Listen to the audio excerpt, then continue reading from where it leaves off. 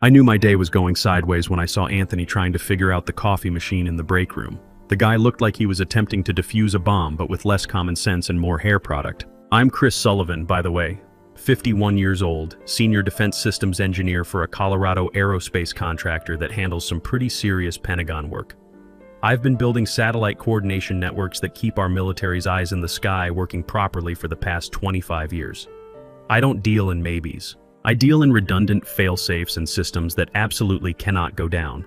My background wasn't always corporate offices and climate-controlled server rooms. I spent 8 years in the Air Force right out of high school, working on satellite communication systems at Vandenberg and later at Cheyenne Mountain. That's where I learned that when lives depend on your work, you don't cut corners. You don't take shortcuts. You build it right the first time, test it 3 times, and then test it again. The military taught me that the difference between good enough and perfect can be measured in body bags. That mindset stuck with me when I transitioned to civilian contractor work. I was leaning against the counter watching Anthony struggle with a coffee pod that was clearly labeled decaf while he muttered something about optimizing operational throughput. This is the guy corporate brought in 6 months ago to streamline our division. In my line of work, streamline usually means fire the people who actually understand how the equipment works and replace them with kids who think Python scripts can fix everything. Anthony had an MBA from some online program and spoke exclusively in buzzwords. Synergy, paradigm shifts, disruptive innovation. The guy could turn a 5-minute conversation into a 45-minute PowerPoint presentation about leveraging core competencies. He finally managed to get his brown water, turned to me, and gave me that dead-eyed corporate nod that middle managers practice in bathroom mirrors. "Chris," he said, like my name left a bad taste in his mouth. "Anthony," I replied, keeping my voice flat.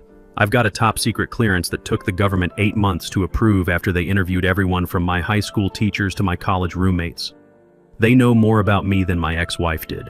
But to Anthony, I'm just another expensive line item who doesn't laugh at his agile methodology jokes." Before I get into how this walking LinkedIn profile tried to destroy my career, let me tell you exactly what I do.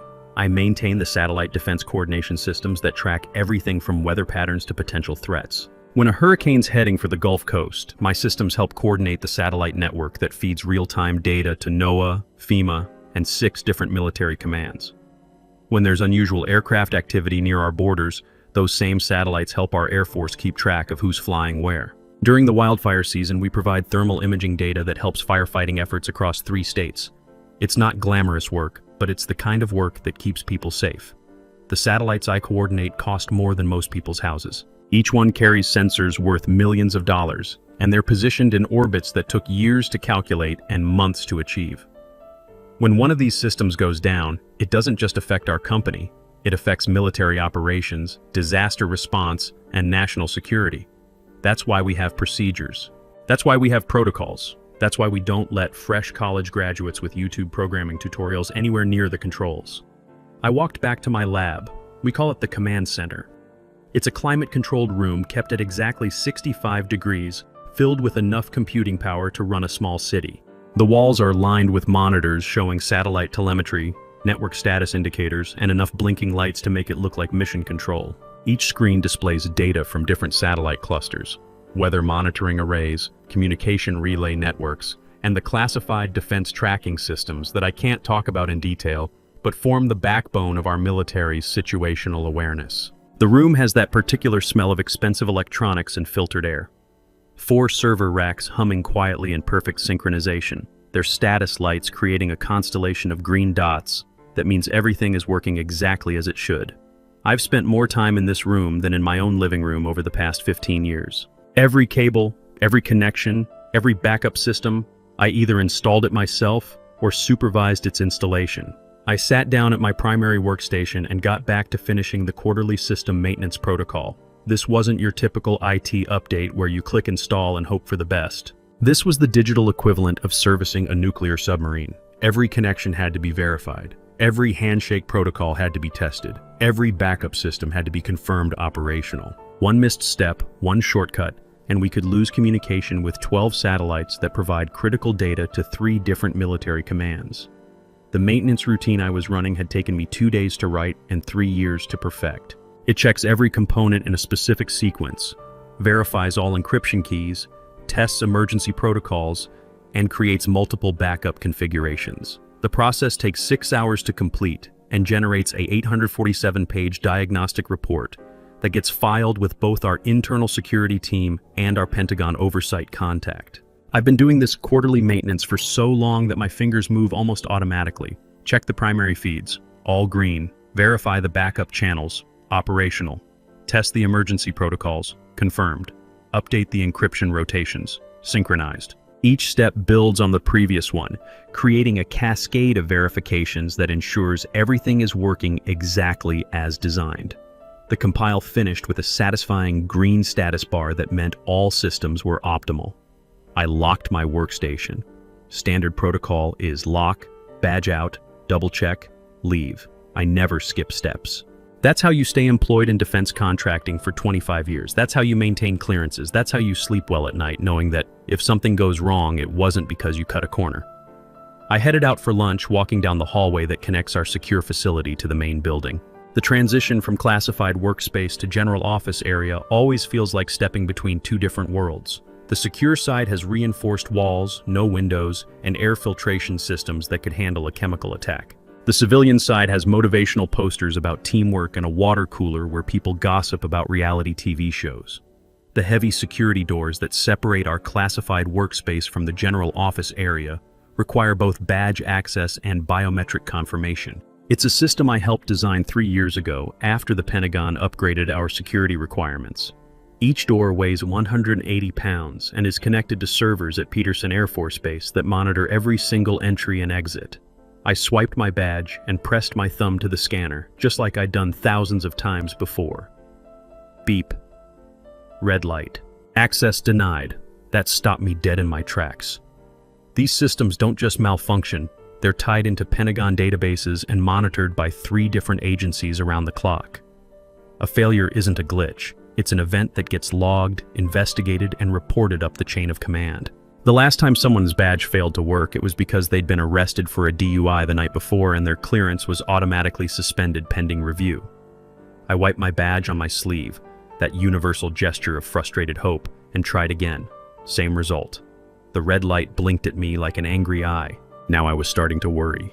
In 25 years of holding security clearances, my access had never been revoked, suspended, or even questioned. I'd passed every background check, every polygraph exam, every psychological evaluation they'd thrown at me. I pressed the intercom button. Security, this is Chris Sullivan. Badge reader on the East Corridor seems to be malfunctioning. The voice that came back wasn't George Peterson, our usual security guy who'd been working here longer than some of the satellites we monitor. It was younger, nervous, unfamiliar. Hold on, Mr. Sullivan. System shows a sync issue. I'll buzz you through. A sync issue. On a closed-loop system connected directly to Pentagon servers. That's like saying a submarine has screen doors. It doesn't happen unless someone takes a sledgehammer to the infrastructure or deliberately introduces problems into the network. The door clicked open and I walked through, but my gut was sending me warning signals. 25 years in defense work teaches you to trust your instincts. When something feels wrong, it usually is wrong. When systems start acting unusual, it's rarely an accident. I grabbed a sandwich from the cafeteria, turkey and Swiss on bread that tasted like cardboard, and sat in the corner booth where I could see the entire room. My mind was racing through possibilities.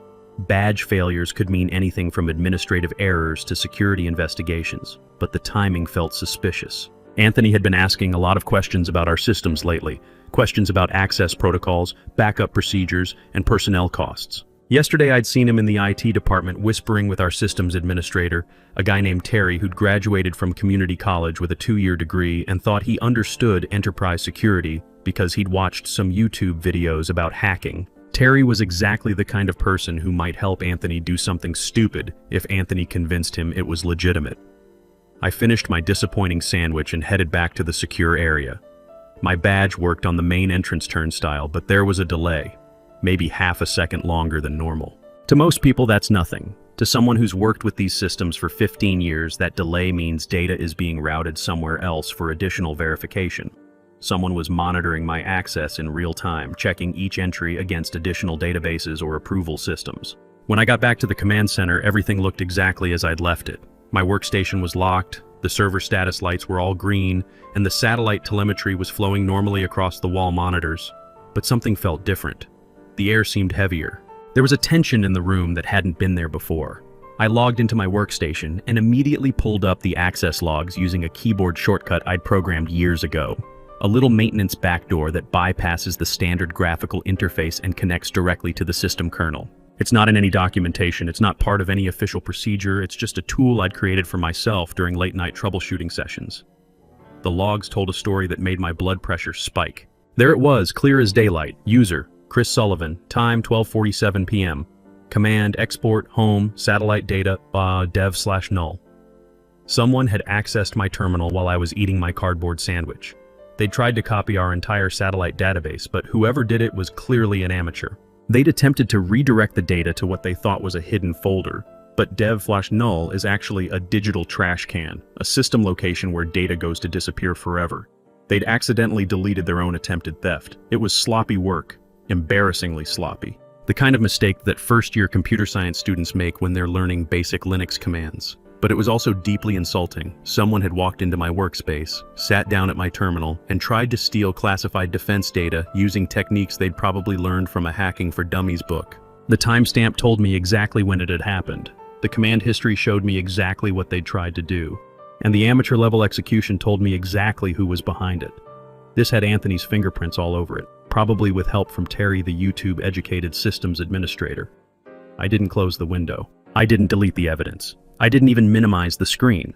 If they were coming for me, and the badge malfunctions suggested they probably were, I needed to document everything. Evidence has a way of disappearing in corporate environments, especially when executives are trying to cover up their mistakes. Instead, I reached into my desk drawer and pulled out what looked like a standard conference promotional keychain. To anyone watching, I was just grabbing a USB drive. But this particular device was more sophisticated than it appeared. It was a military-grade storage device designed to look like civilian junk, with its own encryption protocols and steganographic capabilities that could hide data in plain sight. I plugged the device into the maintenance port on the back of my workstation, a connection that isn't monitored by our standard data loss prevention software because I'm the one who wrote the DLP system exceptions. The port was originally designed for diagnostic equipment, but it also provided direct kernel access that bypassed most security logging. It was my insurance policy, a way to maintain evidence of what really happened in case someone tried to rewrite history later. I initiated a silent data mirror of the past 48 hours of system logs. Every keystroke, every login attempt, every file access, every failed authentication, everything that had happened on our network since Anthony started asking suspicious questions. The download progress bar crept forward, 15%, 30%, 45%.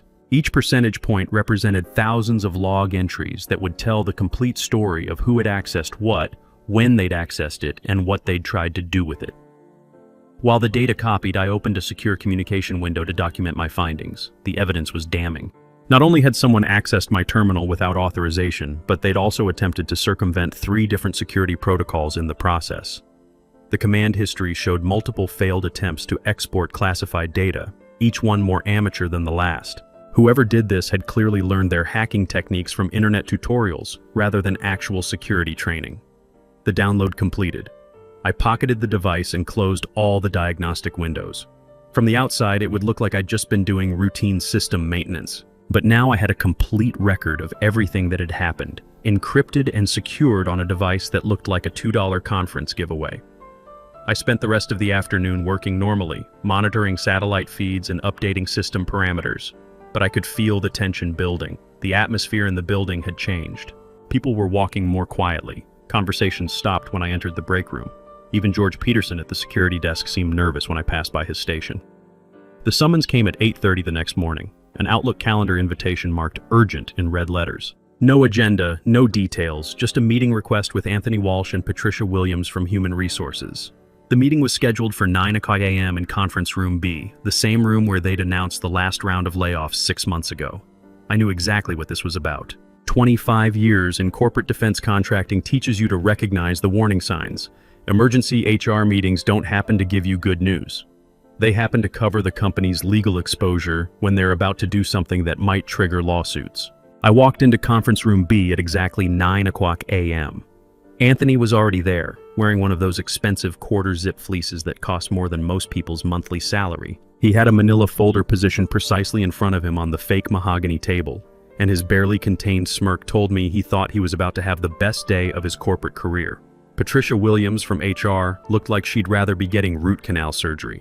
She was aggressively shuffling papers that didn't need shuffling, avoiding eye contact with everyone in the room and periodically checking her phone like she was expecting rescue messages. Patricia had been with the company for 12 years. She knew what legitimate HR procedures looked like, and this clearly wasn't one of them. "Chris, please have a seat," Anthony said, trying to sound grave and authoritative, but unable to hide the excitement in his voice. "We need to discuss your security clearance status."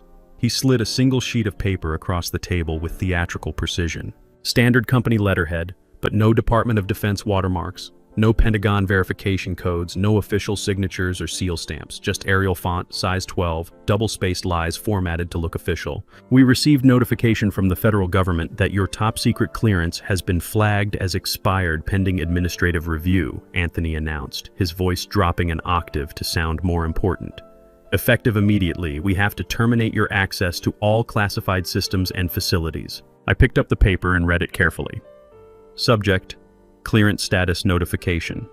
Reason: administrative review required. Effective date: immediate.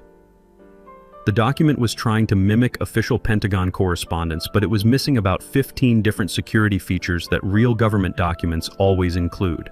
No reference numbers, no agency contact information, no classified handling instructions. I almost laughed out loud.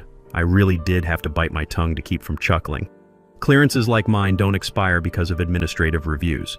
They're monitored continuously by the Defense Counterintelligence and Security Agency using systems that check everything from your credit score to your parking tickets. If my clearance was actually revoked, I wouldn't be sitting in a conference room with Anthony and nervous Patricia. I'd be in a windowless building in Washington, D.C., explaining myself to federal investigators who don't believe in small talk. "Expired," I repeated slowly, keeping my voice completely level. "That's very interesting, Anthony. My periodic reinvestigation isn't due until 2028, and typically, the Department of Defense notifies the subject directly through secure mail channels before notifying the contractor. Did they send you the official documentation?" Anthony waved his hand dismissively, like he was shooing away an annoying insect. "The federal bureaucracy is complicated, Chris. You know how these agencies work. The important thing is that without an active clearance, you can't be in the secure facility. You can't access the satellite systems. Frankly, you're now a security liability." Patricia finally found her voice, though it came out as barely more than a whisper. "We've prepared a comprehensive severance package. 2 weeks of salary plus 6 months of health insurance continuation. If you're willing to sign the voluntary separation agreement today, we can have everything processed by this afternoon." "I'm not signing anything," I said calmly. The temperature in the room seemed to drop 10 degrees. Anthony's smirk faltered for the first time. "Excuse me?" he said. "I'm not signing a voluntary separation agreement based on fraudulent documentation," I clarified, my voice still perfectly steady. "If you're terminating my employment based on false claims about my security clearance, then document it properly. Put it in writing. Make it official." "Fire me!" Anthony's corporate mask slipped completely. His smile turned predatory, all teeth and cold calculation. "Fine. If that's how you want to play this game. Turn over your badge, your access tokens, and your system authentication codes." I reached into my bag and methodically placed my items on the conference table. First, my security badge, the plastic rectangle that had been my identity for 15 years.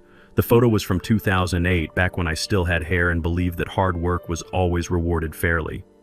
Next to it, I placed my RSA token, the small electronic device that generated 6-digit security codes every 30 seconds. "What about the master access codes?" Anthony asked eagerly. "The administrative passwords for the satellite coordination network?" There it was, the real reason for this entire charade. He wanted my system access codes so he could hand them over to whoever he'd hired to replace me. Probably someone younger, cheaper, and completely unqualified to handle defense systems that cost more than small countries' annual budgets. "The access codes aren't physical objects, Anthony," I explained slowly, like I was teaching quantum physics to a golden retriever. "They're algorithmically generated based on biometric authentication tied to my security profile. The codes rotate every 8 hours using cryptographic seeds that are linked to my fingerprints, retinal patterns, and voice authentication. You can't just hand them to someone else like car keys." "We'll figure that out," he snapped, his patience finally exhausted.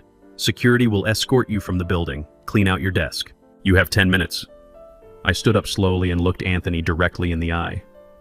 "You really have no idea what you're dealing with, do you? This isn't customer relationship management software. This is a defense coordination network that manages satellite data for military operations across 3 time zones. Your time has passed, Chris, he said with obvious satisfaction. We need fresh thinking, modern approaches, agile methodologies. Fresh thinking, modern approaches. He wanted to replace 25 years of defense experience with someone who'd learned programming from online tutorials. I didn't slam the door on my way out. I didn't raise my voice or make threats. I just walked calmly to my desk, packed my personal items, and left the building like a professional. But Anthony had just made the biggest mistake of his corporate career. He'd lied about a federal security clearance, committed fraud involving classified systems, and compromised national security to save money on payroll. And I was about to make sure the very right people found out about all of it. I didn't drive home after being escorted out. Home is where you go to lick your wounds and feel sorry for yourself.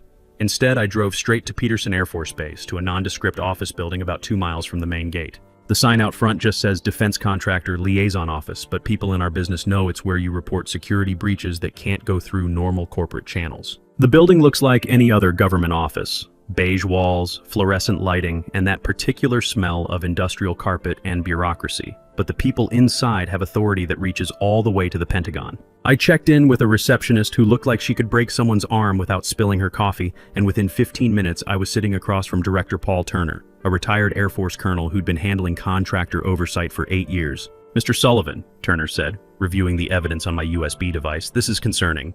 Forged federal documents, unauthorized access to classified systems, and attempted data theft. How long has Mr. Walsh been exhibiting this behavior? The questionable decision started about 3 months ago, I replied. But the actual security violations began yesterday when someone accessed my terminal without authorization. Turner nodded and made notes in a file that probably contained more information about me than my mother knew. We'll need to verify your claims before taking action. Can you monitor their activities remotely? I explained about the maintenance backdoor I'd built into the system years ago. Strictly speaking, it probably violated a few IT policies, but it was designed for emergency situations exactly like this one. Turner didn't seem concerned about the technicalities. He was more interested in what Anthony might do next. Keep watching, Turner said. Document everything. We'll be in touch. That night, I sat in my home workshop monitoring the disaster unfold in real time. Anthony had moved fast. By 2:00 p.m., he'd hired Brandon Cole, a 27-year-old programmer from California who'd been fired from 2 startups for incompetence, but apparently interviewed well. By 4:00 p.m., Brandon was sitting at my workstation trying to figure out how to access systems that required security clearances he didn't possess. I watched through the security cameras as Brandon typed commands he'd clearly copied from internet forums. He was trying to install consumer-grade software on military networks, attempting to download code from public repositories onto classified systems, and generally treating a multi-billion-dollar defense network like his personal laptop. Anthony, Brandon called out around 6:00 p.m., the security on this system is insane. I can't install any of my development tools. How did the old guy get anything done? Anthony walked over. Carrying 2 cups of coffee like this was just another startup office. Chris was old school. Just work around the security restrictions. We need this operational by Monday. Sure, no problem, Brandon said confidently. I'm just going to clear out some of these legacy files to make room. I watched in horror as Brandon typed rm/rf/var log checksums. Those weren't legacy files. Those were integrity verification checksums that confirmed every piece of satellite data we received was authentic and uncompromised. Deleting them would trigger emergency protocols designed to protect against hostile attacks on our infrastructure. Brandon hit enter. For about 30 seconds, nothing visible happened. Then, silently, alerts started cascading through government networks. The system assumed the checksums had been destroyed by foreign hackers and immediately began lockdown procedures. Data encryption activated. Satellite feeds switched to emergency mode. And most importantly, automated alerts went out to every relevant defense agency on the East Coast. My secure phone buzzed 3 minutes later. Handler. Critical security event detected. Node 4 integrity failure. Status report required. Sullivan. Unauthorized personnel deleted verification checksums. I was terminated yesterday under false pretenses. Handler. Terminated? Your clearance shows active. Who authorized termination? Sullivan. Site manager Anthony Walsh using forged federal documents. Handler. Stand by. Investigation team mobilizing. 20 minutes later, Brandon made it worse. Much worse. Unable to figure out why the system wasn't responding, he decided to reboot the main server rack during active lockdown procedures. That's like performing CPR on someone by hitting them with a sledgehammer. Every satellite feed went dark simultaneously. The phone calls started immediately. NOAA wanted to know why weather data had stopped flowing. The Air Force wanted to know why 3 military exercises had lost satellite coverage. The Pentagon wanted to know why their Western tracking network had gone completely offline. Anthony spent that night frantically trying to call me. I let every call go to voicemail and listened to his increasingly desperate messages. "Chris, please pick up. There's been a malfunction. We need your help. I can double your salary. Triple it. Just please, call me back." The federal response team arrived at 8 a.m. the next morning. Not one car, a convoy.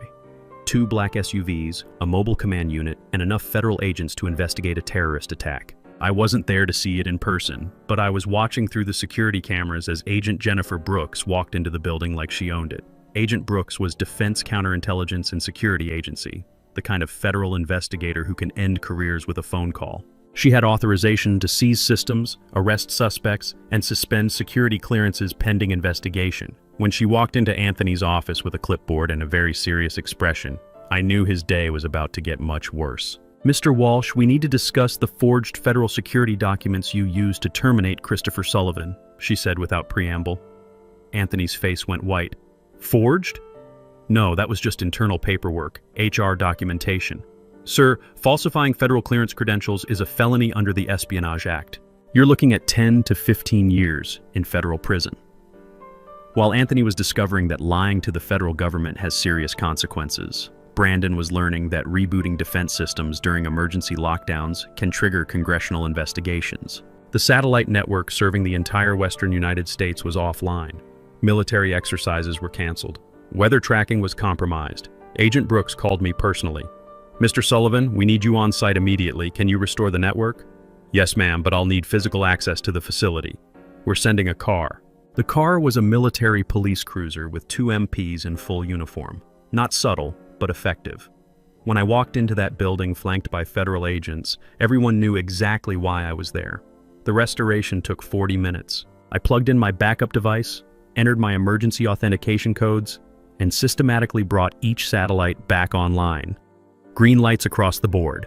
Full network restoration, 0 data loss. "Impressive work," Agent Brooks said as the last systems came back online. "The Pentagon has a job offer for you. Direct federal employment. No contractors, no corporate politics, no middle managers." Anthony was led away in handcuffs that afternoon. Brandon was blacklisted from any government work for life. The company lost every federal contract and filed for bankruptcy 6 weeks later. 3 months later, I'm sitting in my new office at Peterson Air Force Base with a 40% pay raise and the title Senior Defense Systems Architect. No more corporate streamlining, no more MBA efficiency experts. Just the work I've always loved, with people who understand what that work actually means. Sometimes the system works exactly like it's supposed to. You just have to know which buttons to push.